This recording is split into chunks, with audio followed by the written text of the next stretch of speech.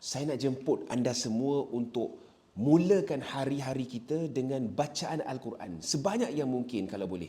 Apakah yang dimaksudkan dengan permulaan hari itu?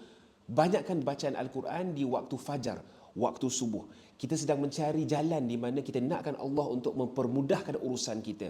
Kita nakkan Allah untuk membuka pintu-pintu, peluang-peluang untuk kita. Kita nak cari barakah dalam kehidupan kita. Apa yang kita patut buat? Antaranya ialah perbanyakkan bacaan Al-Quran pada permulaan hari itu. Semua orang ada 24 jam. Tuan-tuan dan perempuan ada 24 jam. Saya ada 24 jam. Tapi kita pelik. Kadang-kadang kita lihat setengah orang tu dengan 24 jam yang sama, dia dapat laksanakan banyak sangat perkara. Dapat selesaikan banyak urusan. Apakah tanda-tandanya itu? Tandanya itu adalah barakah, keberkatan. Jadi macam mana nak dapatkan keberkatan tu? Antara caranya ialah perbanyakkan bacaan Al-Quran di permulaan hari.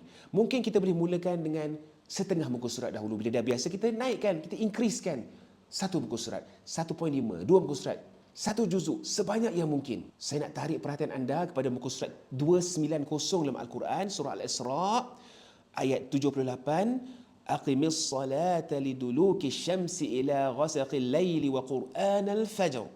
Inna Qur'an al-fajri kana mashhuda. Dekat sini kita dianjurkan untuk memperbanyakkan, untuk banyakkan baca Al-Quran di waktu fajar, waktu solat subuh. Jadi jom kita mulakan habit ni sama-sama. Kalau anda belajar story ni, komen Alhamdulillah dan follow saya.